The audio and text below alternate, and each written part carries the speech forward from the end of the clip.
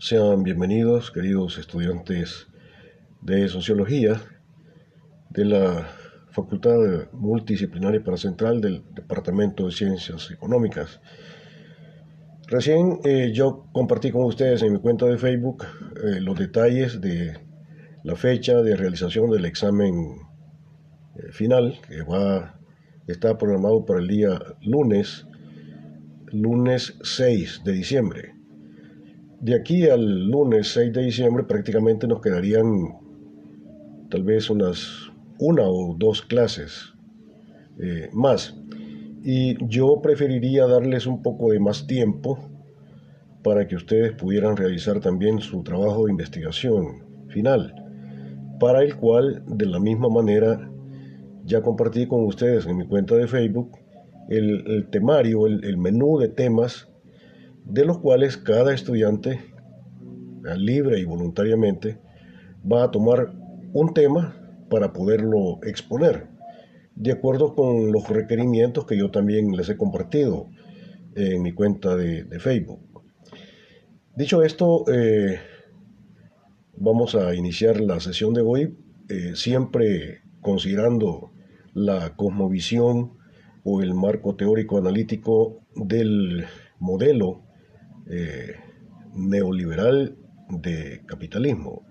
No es lo mismo modelo que sistema, ¿verdad? El sistema es, digamos, la dimensión esencial, estructural, ¿verdad? Del capitalismo, de la lógica del capital.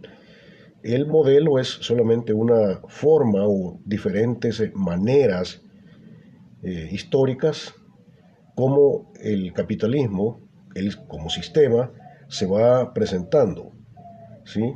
Va cambiando, pero es la misma mica solo que revolcada. En esta ocasión vamos a hablar de la cosmovisión neoliberal considerando la cuestión del Estado neoliberal. Pero para hablar del Estado neoliberal tenemos que dar un paso atrás y considerar, digamos, la historia que está como fundamentando para resultar al final la constitución del carácter neoliberal del Estado. Ya sabemos que el Estado es la organización social del poder de la clase dominante, en este caso la clase dominante es la clase capitalista, para imponer sus intereses de clase, como clase dominante, al conjunto de la sociedad. Esa es la definición esencial de lo que es el Estado. Entonces, vamos a hacer un recorrido histórico rápido para al final concretar en la consideración del carácter propio del modelo neoliberal del Estado. Vamos a ver ese transcurso que va desde la constitución del Estado clásico, ¿sí? Luego a la constitución del Estado llamado Estado de Bienestar, así le llamaban los teóricos del Estado, para luego al final concretar en la consideración del Estado neoliberal. Lo primero que vamos a ver son algunos elementos fundamentales de la cosmovisión del Estado clásico o la visión ilustrada de lo que es el Estado. Lo primero que vamos a decir sobre lo que es el Estado eh, clásico, ¿sí? O el Estado ilustrado, es que la ilustración es un movimiento, digamos, teórico, académico, cultural, ¿verdad? Que se constituye allá por el siglo XVI hasta el siglo XIX en contraposición con una visión teocéntrica de la realidad que era privativa de el modo de producción feudal, en el cual, pues en el modo de producción feudal, o sea, antes del siglo XVI, todo se, digamos, se analizaba, todo se entendía a la luz de las Sagradas Escrituras y había una, como digo, una visión teocéntrica de la realidad en donde todo era explicado a partir de la voluntad de Dios, de la presencia de Dios, de tal manera que la lógica del mundo y la lógica de la sociedad era analizada desde una visión teocéntrica. Todo cuanto ocurría o no ocurría era producto pues de la voluntad de Dios y había que explicar los fenómenos del mundo a partir de la lectura de las Sagradas Escrituras. Ahora, la visión racionalista, digamos, intelectual o ilustrada de la realidad va a plantear una cuestión diferente. Ahí ya Dios sale de la escena como elemento explicativo del ordenamiento de lo real, tanto natural como social. Y hay más bien una visión, digamos, humanista, en donde todo tiene que ser explicado a partir del ejercicio de la razón humana. ¿Sí? Entonces, la lógica del mundo es explicable a partir de la centralidad del sujeto, ¿sí? En donde todo tiene medida racional. Por eso se habla, digamos, de esta manera como el periodo de la ilustración. Hay una centralidad del sujeto y el sujeto tiene la capacidad, o debe tener la capacidad, de entender y explicar la lógica de los fenómenos, por supuesto de los fenómenos sociales, en un ejercicio propio de la razón. Ya no hay la necesidad de recurrir a la instancia divina para explicar los negocios humanos.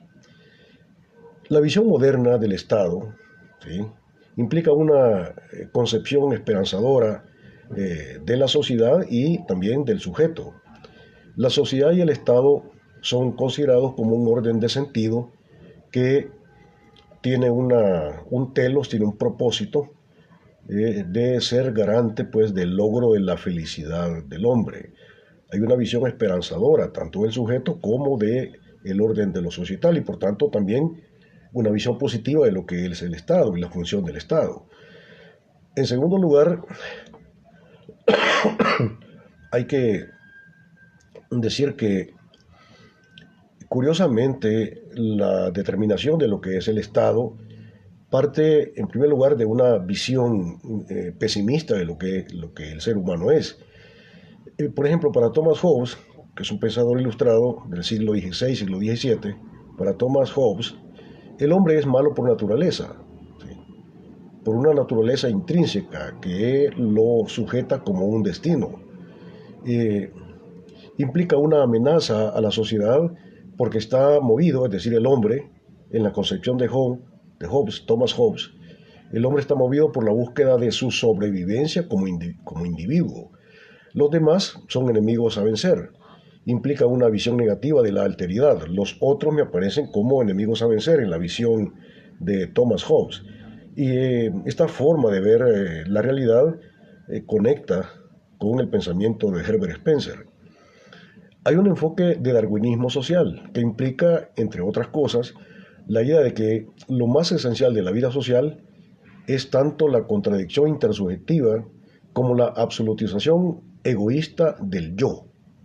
Sí, el yo nos aparece como un absoluto frente a los demás. Los demás aparecen no como mi prójimo, sino como enemigos a vencer. Y como digo, el hombre es concebido como movido por esas fuerzas ególatras y por tanto es malo y no puede no serlo.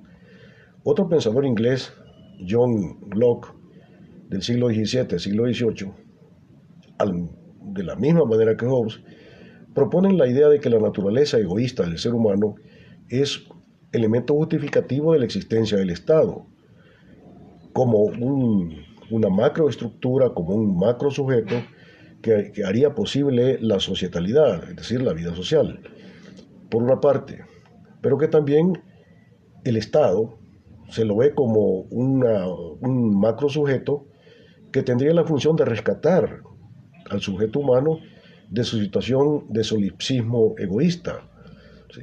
Únicamente en el contexto de la existencia del Estado ilustrado, según el pensamiento racionalista, el sujeto humano puede pasar de ser, además de sujeto humano, sujeto político, como ciudadano de un Estado. Como sujeto político estaría abocado, ¿sí?, el sujeto, a buscar el bien de la polis, es decir, el bien de la sociedad, lo cual lo pondría al sujeto más allá de su individualidad egoísta, solo como ciudadano, es decir, como sujeto político, miembro de un Estado, ¿sí?, dentro del Estado, el sujeto puede ser sujeto social y por tanto puede haber sociedad. Y puede hablarse de una dimensión ética, tanto del Estado como del sujeto humano.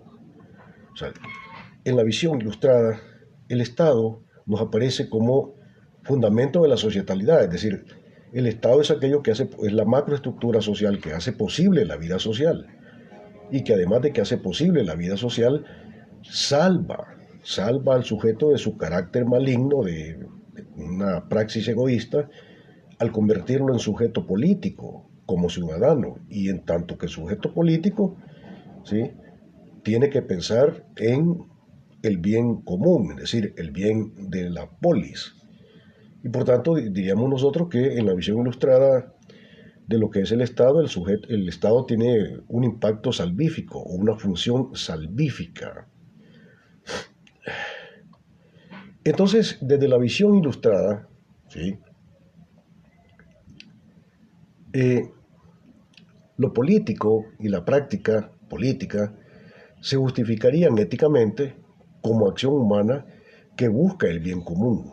Entonces la política es el ámbito en y por el cual el sujeto humano puede ser también sujeto social y además puede ser bueno, rompiendo con su carácter maligno, ¿sí?, intrínseco o natural.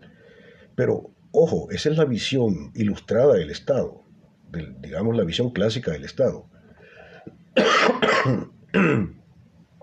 Por tanto, en esta visión ilustrada de lo que es el Estado, la política, ¿sí?, como ciencia de la polis, como ciencia de la sociedad, se plantearía como la más noble de todas las ciencias, justamente porque la política estaría abocada de la búsqueda del bien común.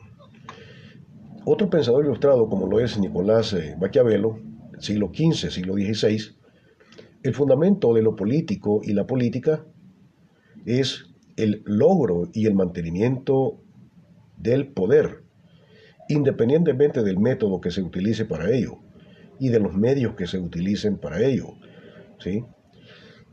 En la visión maquiavélica de Nicolás Maquiavelo, pues entonces hay una absolutización del poder y hay una separación absoluta de lo político y la ética. Para Maquiavelo la política no necesariamente tiene que ver con la ética, porque al final se trata de el logro del poder y el mantenimiento del poder a como dé lugar. Y de ahí aquel planteamiento que todos conocemos, ¿sí?, que se le atribuye a Nicolás Maquiavelo, pero realmente él nunca lo dijo, ¿sí?, de que el fin justifica los medios. En cuarto lugar, hay que decir que en la visión de otro ilustrado como Juan Jacobo Rousseau, pensador del siglo XVIII, el fundamento de la existencia del Estado capitalista se lo encuentra ya no en el carácter maligno de la naturaleza del hombre, como decía Thomas Hobbes y John Locke, ¿verdad? Ya que el hombre era malo, pues entonces teníamos que construir el Estado como una macroestructura para que salve al sujeto. En la visión de Juan Jacobo Rousseau, la cuestión es al revés. Se parte de una, ¿cómo se llama?, de una visión positiva de lo que es el sujeto. Para Rousseau, como decía, pues el fundamento de la existencia del Estado capitalista se lo encuentra ya no en una supuesta naturaleza maligna del sujeto humano, sino todo lo contrario, en una visión positiva de lo que es el sujeto. El Estado, para Juan Jacobo Rousseau, se fundamenta y se explica a partir de la previa existencia de la libertad humana, como una condición de naturaleza de los sujetos. O sea, para Juan Jacobo Rousseau la libertad, digamos, no es algo que no tenés y que como no tenés vas a ir a buscarlo, sino la libertad es algo intrínseco al ser humano. Todo sujeto, por ser sujeto humano, es necesariamente libre, quiera o no quiera.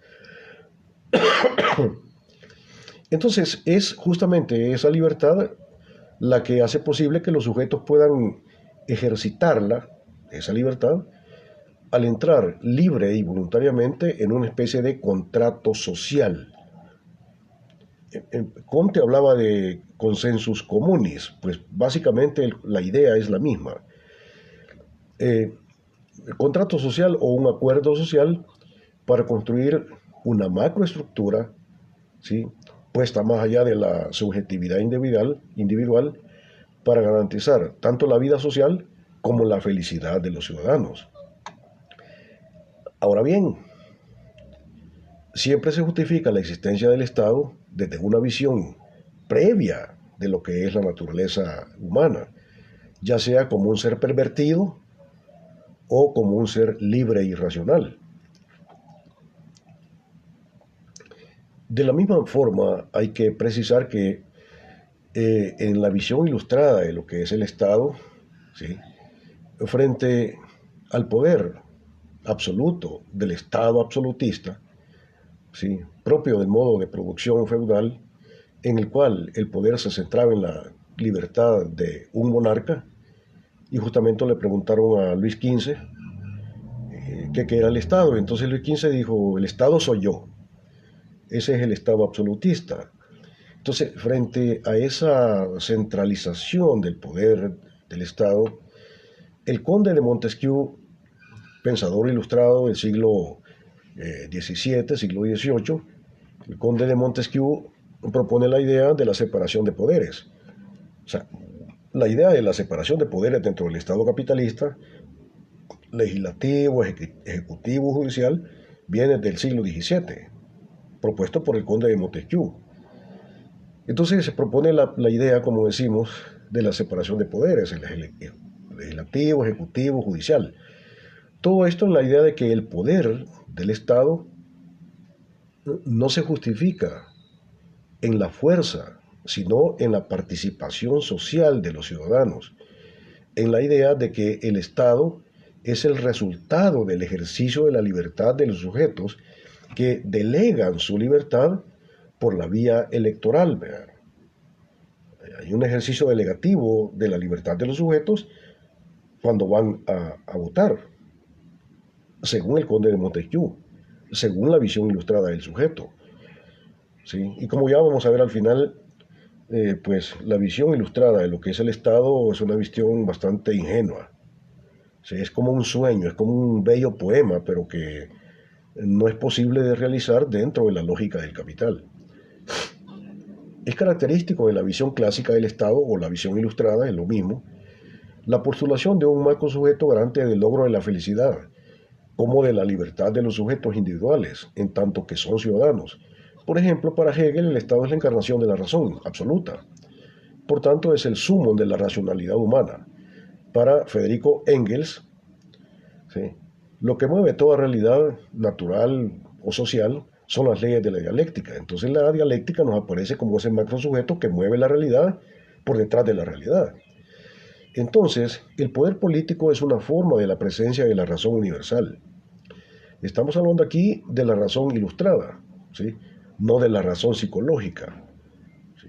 La razón ilustrada es la razón lógica. La razón psicológica es la manera como cada sujeto de manera individual entiende la realidad, ¿verdad?, según cómo la ve cada cual. Pero esa no es la razón ilustrada. La razón ilustrada es la razón lógica, es decir, la razón filosófica y la razón científica de las cosas reales. Por último, hay que decir que todos estos elementos posibilitan toda una corriente teórica de fundamentación ética de lo político, ¿sí? Desde la visión ilustrada del Estado hay un intento de fundamentar éticamente lo que es el Estado, ¿sí?, las estructuras e instancias del Estado, como de la política, la praxis concreta de los sujetos relacionados con el ejercicio o la consecución del poder político. Hay que precisar que en un enfoque marxista, ¿sí?, en un enfoque marxista, lo político son las estructuras y la funcionalidad del Estado en tanto que parte de la superestructura, en tanto que la política es la lucha de clases en torno a la construcción, mantenimiento y desarrollo del poder político. Ahora bien, ya hablamos de lo que es, digamos, de los elementos esenciales de la visión ilustrada de lo que es el Estado. Ahora vamos a ver cuáles serían los elementos fundamentales de otra forma de Estado, que es el Estado que surge prácticamente después de la Segunda Guerra Mundial, allá por 1945, 48, hasta los años 60, que es lo que los teóricos llaman el estado de bienestar. Primero veamos cuál es el contexto de la realidad mundial dentro de la cual surge la propuesta de construir ese llamado estado de bienestar. El contexto de la realidad en el que surge, ¿sí?, la constitución o la construcción del estado de bienestar. Veamos eso. O sea, la idea de este tipo de estado se construye a lo largo de un periodo que corre desde las finales de la Segunda Guerra Mundial, 1945-48, hasta finales de los años 70, más bien dicho. ¿Sí? John Keynes, economista del siglo XIX, siglo XX, propone originalmente la constitución de un Estado capitalista que, para enfrentar la devastación de los estados europeos luego de la Segunda Guerra Mundial, pueda intervenir directamente en la cuestión económica. Propone la idea de la intervención del Estado en la economía a través de la idea de una economía mixta, en donde participa el Estado y también la iniciativa privada. Pero hay que ver cuál es el contexto de realidad que había en el mundo. Y voy a hacer algún punteo rápido de algunas cosas interesantes que estaban pasando en ese periodo histórico, desde los años 40 hasta los años 70 prácticamente. Bueno, y un poco más atrás todavía. En 1917 pues se construye la URSS, la Unión de Repúblicas Socialistas Soviéticas. Y por tanto nos aparece como el primer ensayo de la construcción de una sociedad socialista en 1917. Para 1949 se dio la Revolución Cultural China, dirigida por Mao Zedong. En 1959 se concretó la Revolución Socialista Cubana. ¿Sí? Fíjense cómo vamos, de 1917 a 1949, a 1957, 59. En el 59 se da la Revolución Socialista Cubana. Y ya para 1953 el Che Guevara ya estaba en Bolivia. Hablando de América Latina, ya estaba en Bolivia. En la década de los años 70 se desarrolló la intervención norteamericana en Vietnam. ¿Sí? Los norteamericanos invadieron Vietnam y pues el ejército vietnamita, marxista, leninista, guiada por Ho Chi Minh, pues derrotó a la intervención norteamericana. De Vietnam, los norteamericanos, el ejército norteamericano salió derrotado, salió vencido. Eso fue en los años 70. Ahora bien, precisamente en 1973, en Chile, en América Latina, triunfa la Unidad Popular Chilena en un proceso electoral cuyo resultado fue la toma del gobierno. No es lo mismo la toma del gobierno que la toma del poder. Nosotros equivocadamente decimos, es que tal presidente llegó al poder. No, llegó al gobierno. Y no necesariamente si tenés el gobierno, tenés el poder. No te equivoques. Puedes llegar al gobierno, como en el caso chileno, que estoy refiriendo en este momento. La Unidad Popular Chilena, en un proceso electoral, gana las elecciones, se toma el gobierno, ¿sí?, como una izquierda, gobierno de izquierda chilena, con su presidente Salvador Allende. Gobernaron solo por 9 meses. Luego de 9 meses, con la intervención de la Central de Inteligencia Americana, CIA, y los burgueses locales chilenos, A los 9 meses le dan golpe de Estado y además de darle golpe de Estado terminan matándolo en el recinto presidencial. Salvador Allende, como presidente, muere en el Palacio Nacional con las armas en la mano, ¿sí?, defendiendo aquel logro electoral de la izquierda chilena. ¿Ves? Salvador Allende llegó al gobierno, pero no tenía el poder. Y esa es una gran lección para todos los procesos revolucionarios en América Latina, porque eso nos demuestra que no es posible la construcción del socialismo por la vía electorera. No es posible. Sí, ya se intentó. No funciona. En 1979 se dio la revolución sandinista en Nicaragua. ¿Sí? Yo estuve ahí. ¿Sí? Hablamos de un sensible ascenso de la praxis socialista a nivel planetario. ¿Sí? En este contexto se desarrolla la Guerra Fría, la así llamada Guerra Fría, que no es más que el choque de dos grandes bloques civilizatorios. Por una parte, el bloque capitalista globalizado contra el bloque de los países y movimientos de liberación nacional socialistas igualmente globalizados.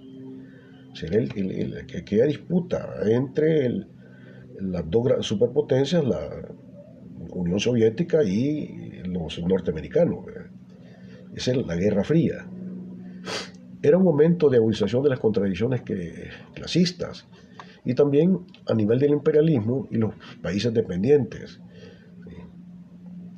En ese periodo histórico hubo un incremento en los niveles de organización y lucha revolucionaria en toda América Latina. Se trata de organizaciones revolucionarias no reformistas, que cuestionaban de manera esencial y global la lógica del capitalismo nacional e internacional. Voy a mencionar algunos ejemplos de organizaciones revolucionarias que surgen en ese periodo histórico de los años, digamos, 60, 70, para que tengan una idea de ese desarrollo a nivel global de la lucha revolucionaria de izquierda, de inspiración marxista.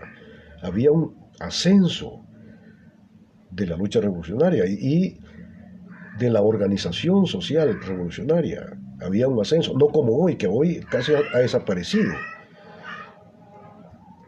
En Argentina estaban los guerrilleros que se llamaban los montoneros. En Nicaragua estaba el Frente Sandinista de Liberación Nacional. En Perú el Sendero Luminoso. En Colombia la Fuerza Armada de la Resistencia Colombiana. En Guatemala el Ejército Guerrillero de los Pobres. En Uruguay estaban los Tupamaros. En Puerto Rico los Macheteros. En Chile el Movimiento de Izquierda Revolucionario. Por los mismos niveles de contradicción clasista, de clase dominante contra clase dominada, y la pobreza en El Salvador, ya refiriéndonos a nuestro país, la lucha popular de crítica esencial al capitalismo, en contra del capitalismo, pues, tiene una larga tradición que corre desde 1932. Deben entender, deben conocer, estimados estudiantes, que en América Latina, el primer partido comunista que se fundó en América Latina, se fundó, cosa interesante, se fundó en El Salvador. En toda América Latina, el primer país donde se fundó un partido comunista fue en El Salvador, en 1930. Ojo. Entonces es una lucha revolucionaria que viene desde 1932 hasta finales de los años 80, ¿sí? En la década de los 70 se constituyeron en nuestro país las 5 organizaciones político-militares que más tarde, para 1980, formarían el FMLN. El FMLN es la conjunción, la organización, el aglutinamiento de 5 organizaciones revolucionarias. Y de esas 5 organizaciones revolucionarias, solo una, ¿sí?, era verdaderamente revolucionaria y de inspiración marxista-leninista. Las otras organizaciones eran más bien de tipo reformista, incluyendo el Partido Comunista, era reformista. Y estas 5 organizaciones son las siguientes: la Fuerza Popular de Liberación, FPL, que era la única revolucionaria marxista-leninista; luego el Ejército Revolucionario del Pueblo, el RP, reformista; la Resistencia Nacional, RN, igualmente reformista; el Partido de los Trabajadores Centroamericanos, el PRTC, igualmente reformista; y el peor de todos en el reformismo, ¿sí?, era el Partido Comunista Salvadoreño, el PCS, el PCS, exacto, que era el partido de Shafik Handal. Shafik Handal nunca fue revolucionario, siempre fue reformista, electorero, siempre. Sin embargo, a nosotros se nos ha presentado la visión, sobre todo a ustedes jóvenes, que Shafik Handal era lo máximo. Es todo lo contrario, ¿sí? Es el más aguado de todos y el más entreguista de todos. Él siempre anduvo en la vía electoral, en la vía electorera, ¿sí? Sí, entonces nos han presentado una visión totalmente torcida y equivocada de la realidad. En este contexto histórico es en el que el capitalismo imperialista y sus organizaciones internacionales como la ONU y la Comisión Económica para América Latina, que es parte de las Naciones Unidas, es decir, de la ONU, preocupados, ¿sí?, el capitalismo internacional preocupado por el gran desarrollo de la lucha revolucionaria a nivel mundial y por supuesto que en América Latina, pues buscan la manera de cómo apaciguar aquello, de cómo bajarle perfil, de cómo entorpecer ese desarrollo, y desde la Comisión Económica para América Latina, CEPAL, proponen una estrategia justamente con ese propósito contrarrevolucionario, con ese propósito de bajar los niveles de la contradicción social y desarmar, o sea, descalabrar las organizaciones revolucionarias. Entonces, desde la Comisión Económica para América Latina proponen que, bueno, que ya que la causa fundamental, digamos, que forma parte como caldo de cultivo para el desarrollo de las luchas revolucionarias es la pobreza, pues hay que buscar la manera, dice el capitalismo internacional, de que podamos combatir la pobreza, ¿sí? Y la idea era justamente, como ellos decían, sacarle el agua al pez. Es decir, si la causa de la lucha revolucionaria es la pobreza, pues entonces hay que combatir la pobreza para que la causa revolucionaria pues ya no tenga razón de ser. Y proponen ellos una estrategia de desarrollo que le llamaron ellos la estrategia de sustitución de importaciones, que consistía básicamente en ver la manera de que los países pobres pudieran ellos producir dentro de los países lo que antes tenía que importar. Pero para que eso se diera había ciertas precondiciones que nunca llegaron a darse. Se suponía que para desarrollar la estrategia de sustitución de importaciones tenía que haber mucha inversión financiera, había que desarrollar el parque industrial, ¿sí?, muchas empresas, había que capacitar a los trabajadores para tener mano de obra cualificada, etcétera, etcétera. ¿Sí? La realidad es que no hubo inversión, no se desarrolló el parque industrial, no había trabajo. O sea, lo único que sí hicieron fue tratar de armonizar lo que es el currículum económico con el currículum educativo, en el sentido de que la tarea del Ministerio de Educación era pues capacitar exactamente la mano de obra necesaria para el desarrollo de el modelo de sustitución de importaciones. Y allí en ese tiempo, digamos, a los años 60, el Ministerio de Educación comenzó con la cuestión esta de los bachilleratos diversificados para favorecer, para crear mano de obra. Uh-huh. Y entonces ahí comenzaron había bachillerato para todo. Bachillerato en hostelería y turismo, bachillerato en navegación y pesca, bachillerato industrial, bachillerato pedagógico, etcétera, etcétera. Pero la estrategia era simplemente formar desde el Ministerio de Educación la mano de obra necesaria para que pudiera insertarse en la lógica de la sustitución de importaciones, que no se dio. Los jóvenes estudiamos, pero no hallamos trabajo, nos frustramos. Y eso nos llevó a entrar en mayor contradicción contra el sistema. Éramos una generación de jóvenes frustrados y molestos en contra del sistema. ¿Sí? Y por eso nos organizamos en las organizaciones revolucionarias. Por eso. Ahora vamos a determinar algunos elementos de lo que es el estado de bienestar. Anteriormente yo he planteado como el contexto en el cual surge la propuesta de crear un estado de bienestar, con un propósito contrainsurgente, con un propósito político, de apaciguar los movimientos revolucionarios. ¿Sí? En apariencia, el estado de bienestar se nos va a presentar como una buena idea, como una maravillosa idea. ¿Sí?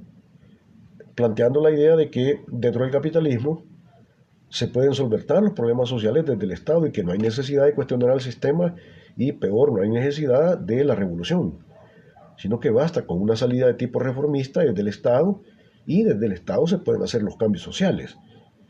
Pero veamos en detalle qué es el estado de bienestar.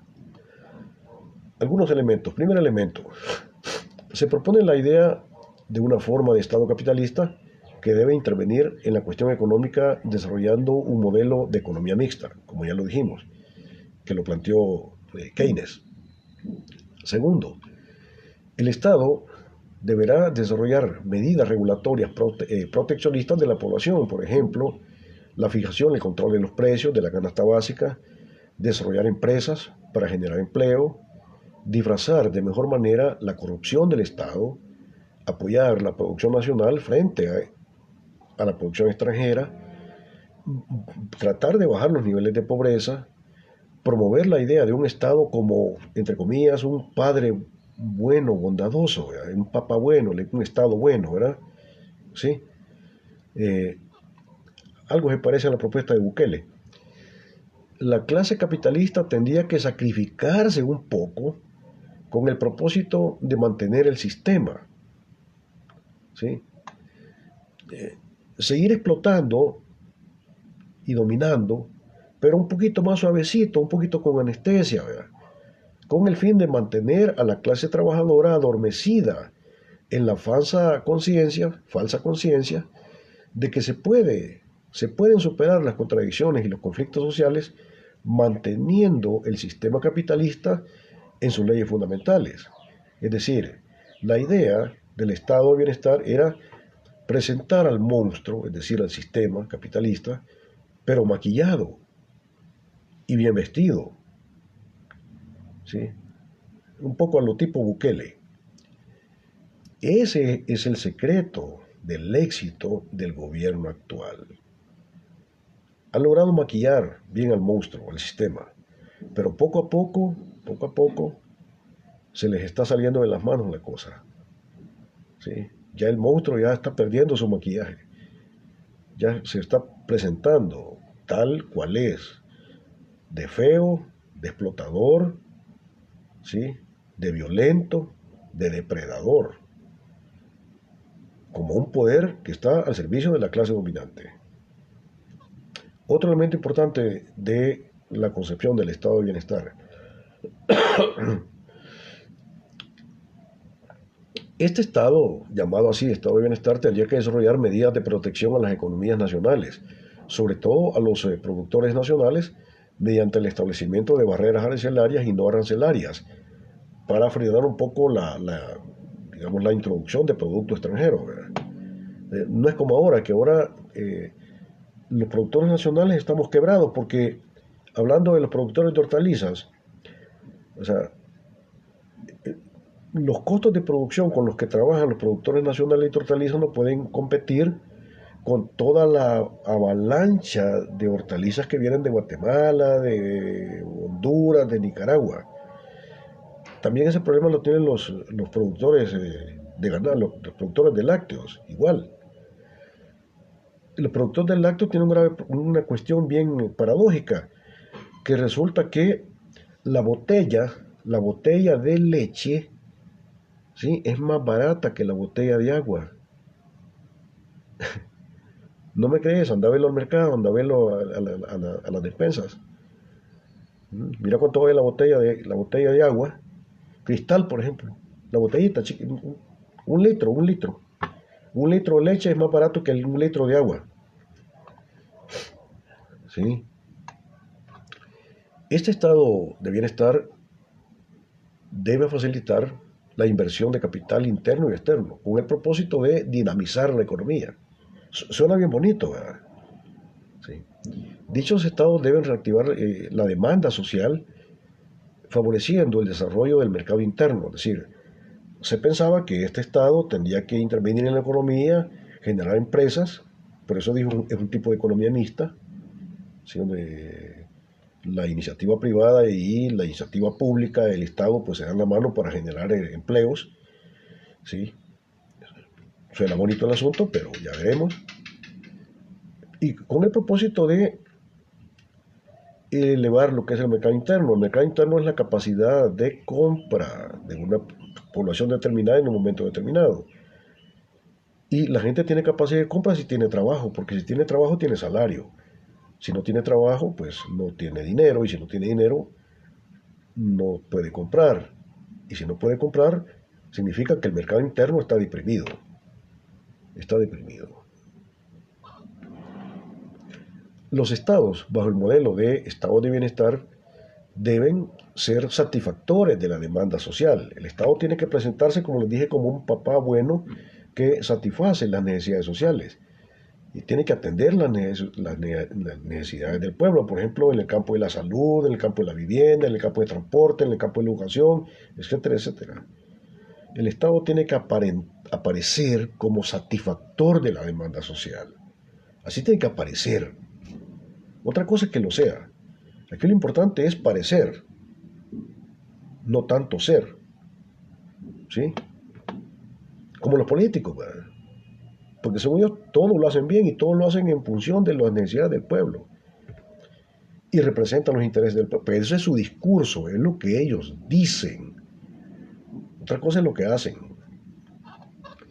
Esta forma de Estado capitalista debe desarrollar una serie de disposiciones tendientes a cumplir el modelo de sustitución de importaciones, ¿sí?, con su consecuente búsqueda del desarrollo industrial dentro de las naciones dependientes o pobres, lo cual habría de impactar positivamente en la generación de empleos.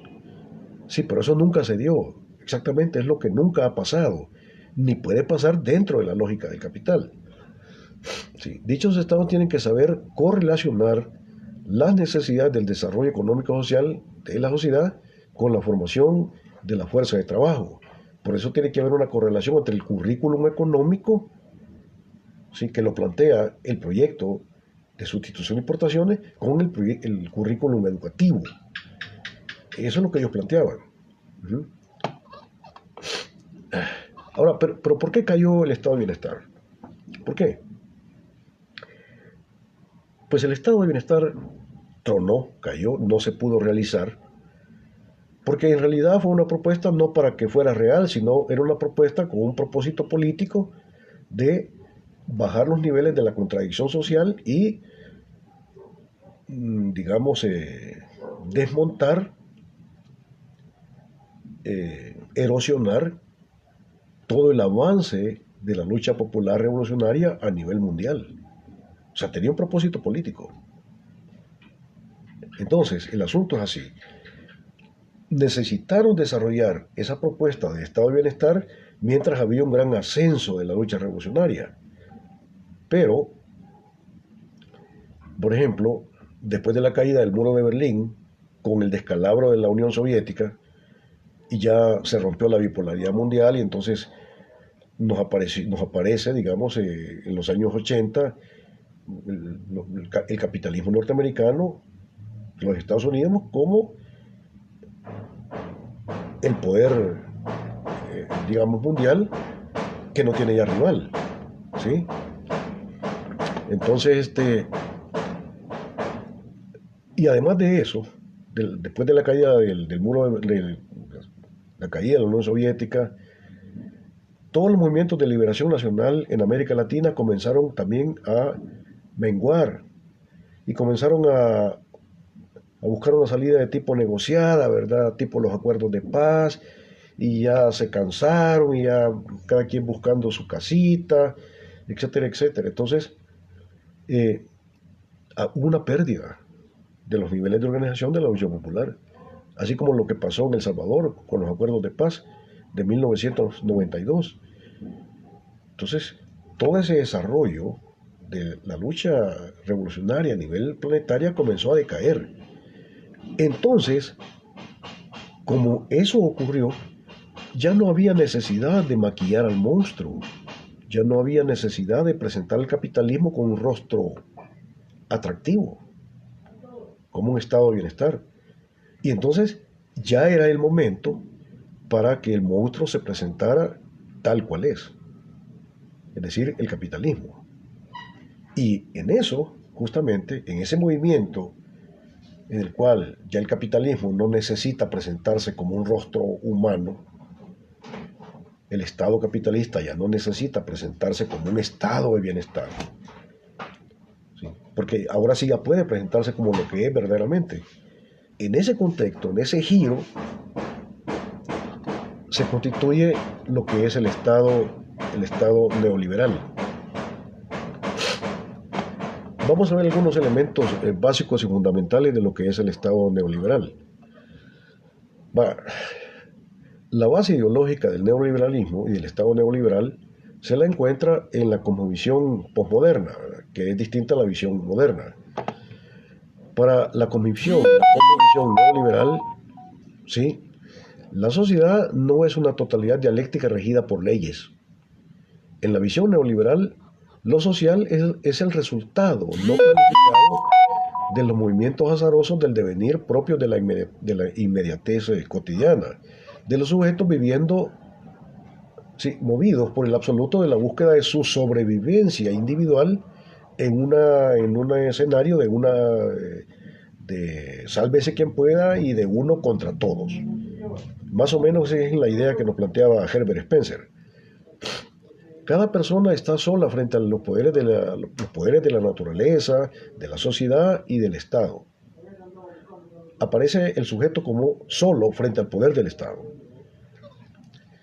Todo ello implica que no puede haber ciencia de lo social. En la cosmovisión, en la visión neoliberal, la ciencia social es imposible. ¿Por qué? Porque la sociedad no está regida por leyes. Para la visión liberal, el orden de lo societal es el resultado de la casualidad. ¿Sí? O sea, no hay una regularidad interna que pueda ser explicada. Por tanto, ¿sí?, no puede haber ciencia social. ¿Sí? Porque no hay nada que ser explicado.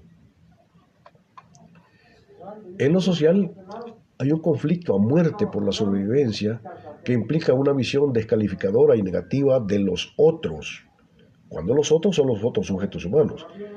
Pero hay una visión positiva de la alteridad cuando la alteridad es, digamos, la naturaleza, a la cual se la ve como importante, pero para depredarla, para aprovecharla, para convertirla en mercancía, como por ejemplo el agua, los hidrocarburos, etcétera, etcétera.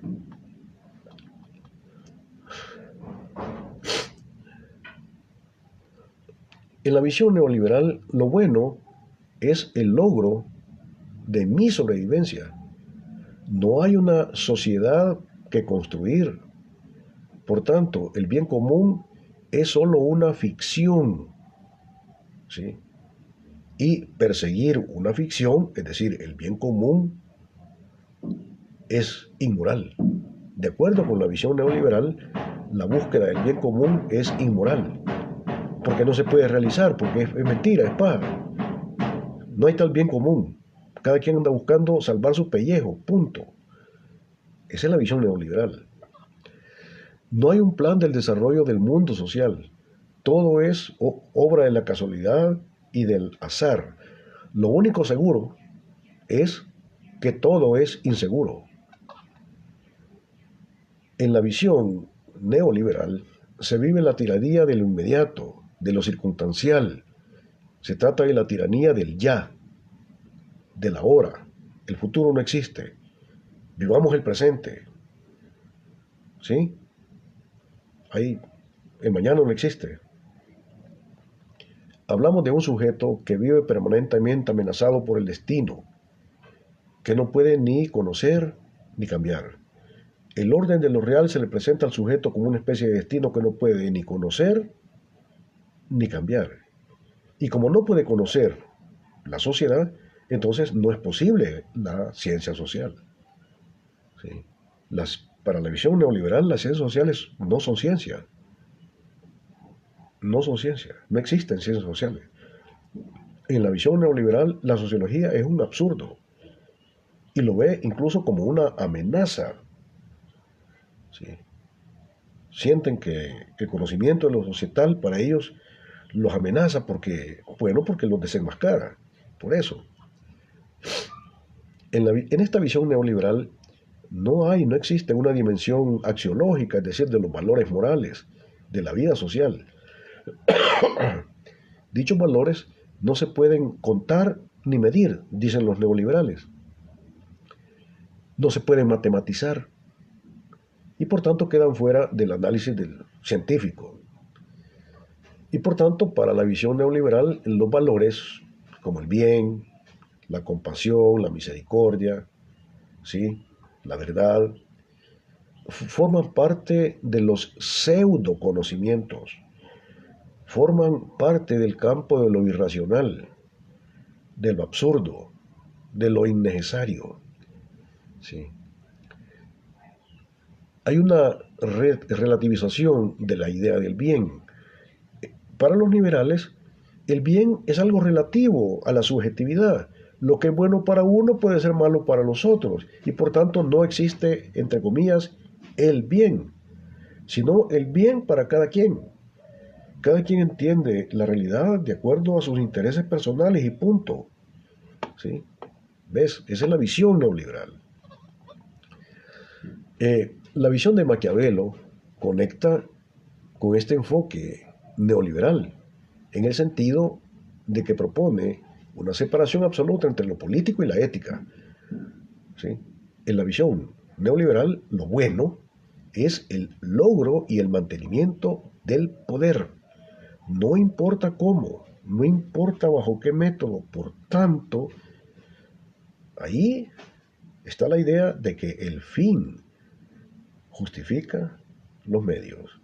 Eso es una visión que está presente en el neoliberalismo. En el neoliberalismo incluso hay una visión saducea de lo que Dios es.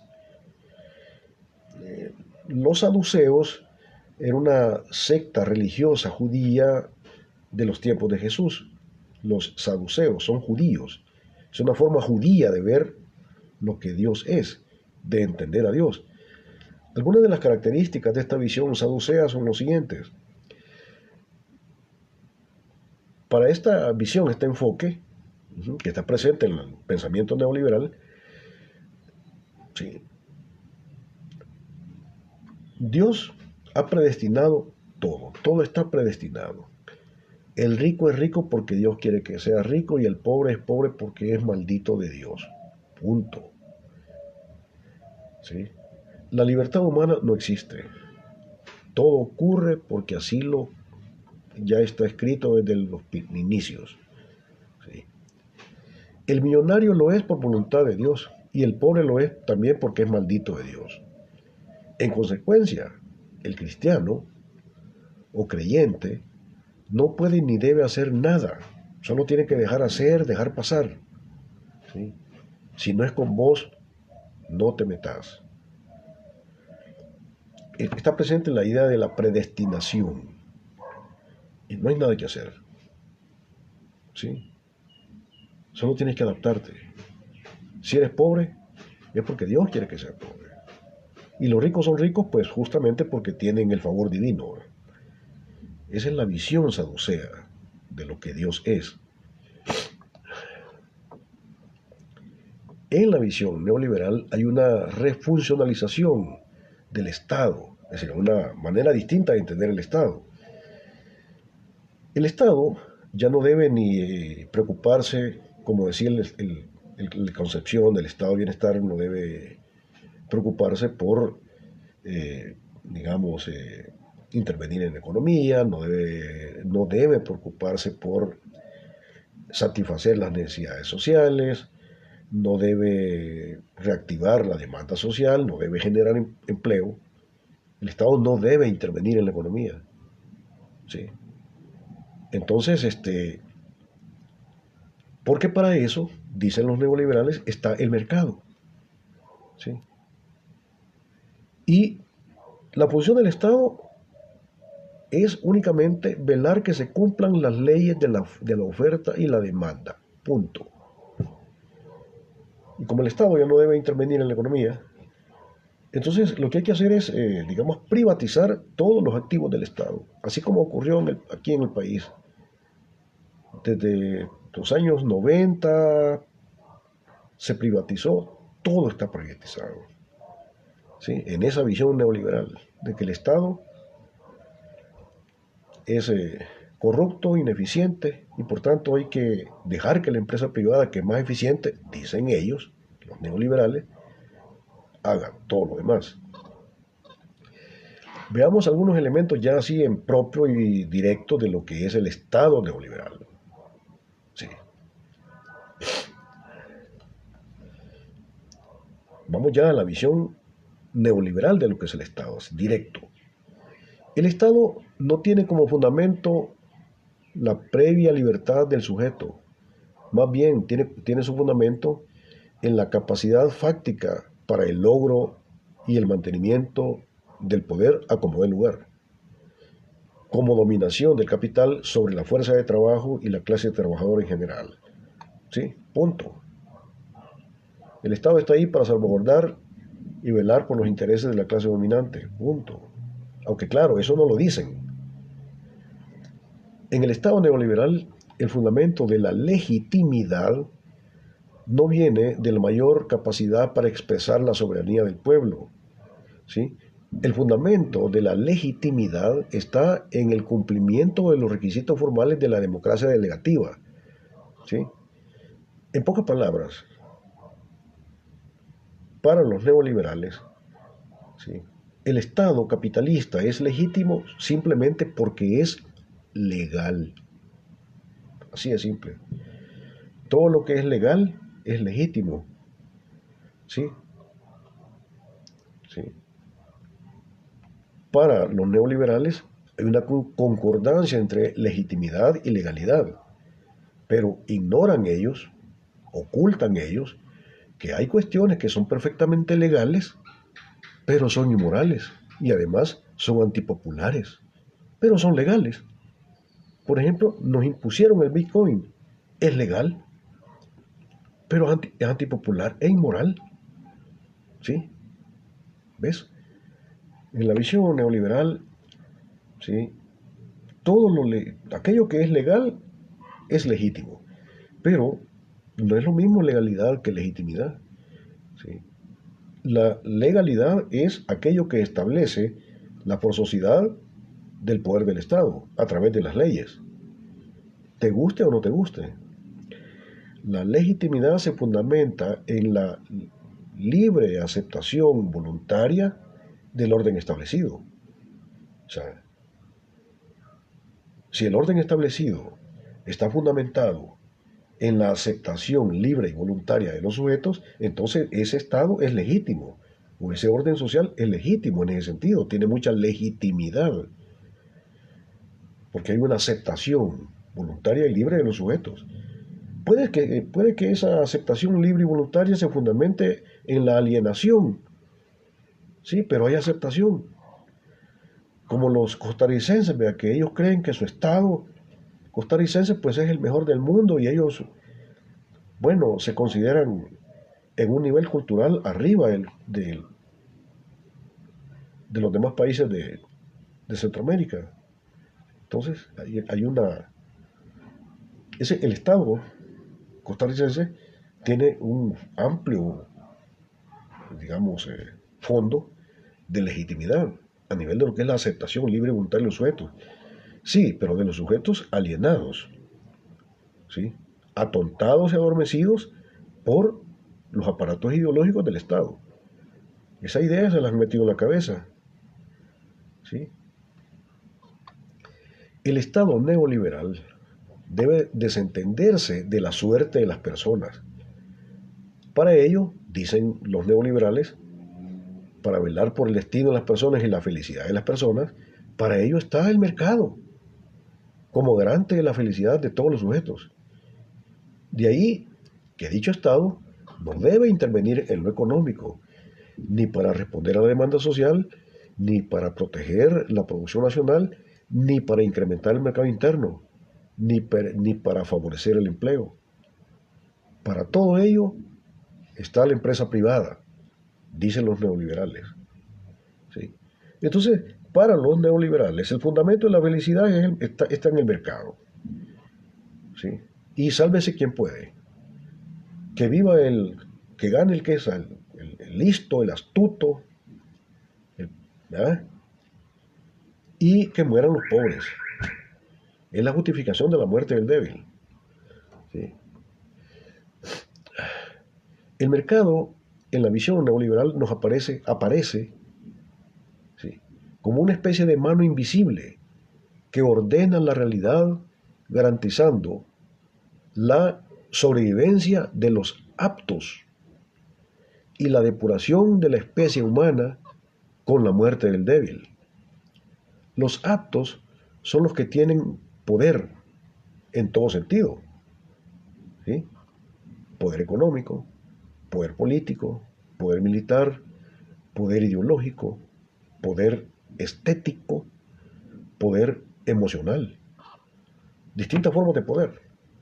Y esos son los aptos. Y en la visión neoliberal, esos son los únicos que deben sobrevivir. Los demás deben morir, ¿sí? Deben ser apartados.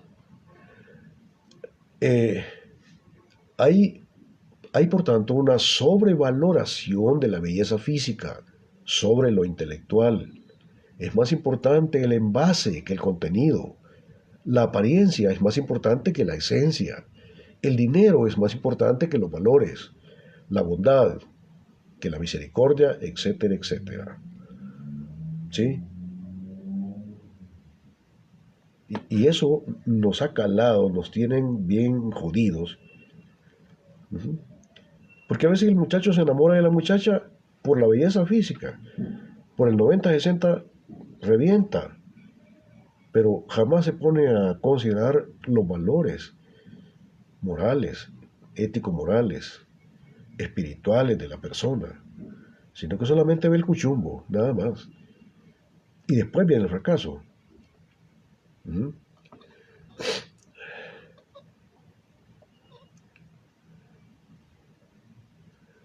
¿Sí? Desde la visión neoliberal, ¿sí? Hay una especie de antiestatismo metafísico. ¿Qué significa eso de antiestatismo metafísico? Significa que en la visión neoliberal, todo Estado, solo por ser Estado, es necesariamente corrupto e ineficiente. En la visión neoliberal no es posible, ellos no pueden pensar en la posibilidad de que pueda existir un Estado, un tipo de Estado eficiente, ¿sí? Y que no sea corrupto. Porque para ellos todo Estado es necesariamente ineficiente y corrupto. Y por tanto hay una descalificación total del Estado. ¿Sí? Y por eso es que hay una visión antiestatista de parte de los neoliberales. Ajá. Por eso hablo yo de un antiestatismo metafísico. Todo Estado es corrupto e ineficiente. Y por tanto lo que hay que hacer es adelgazar el Estado, hacerlo más pequeño, ¿verdad?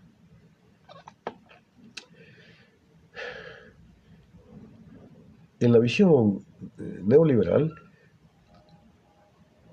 se debe promover la liberalización del mercado, ¿sí?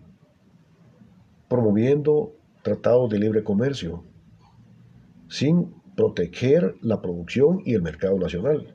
Es una cuestión de sálvese quien pueda. Para ellos, los neoliberales, el Estado no existe. El Estado, o sea, la nación no existe. El capital no tiene patria. Va donde hay negocio. No importa dónde, cuándo y con quiénes. ¿Sí? De ahí la cuestión de la existencia real, ¿verdad?, de los narcoestados y los negocios sucios de la empresa privada, ¿sí?, con la delincuencia nacional y globalizada. ¿Sí? Es que la cuestión es hacer negocio, el business a como dé lugar, y no importa con quién y cómo. ¿Sí? Entonces, por eso está la cuestión de los narcoestados. Y por eso está esa correlación que hay entre la empresa privada a veces y las estructuras delincuenciales. ¿Sí?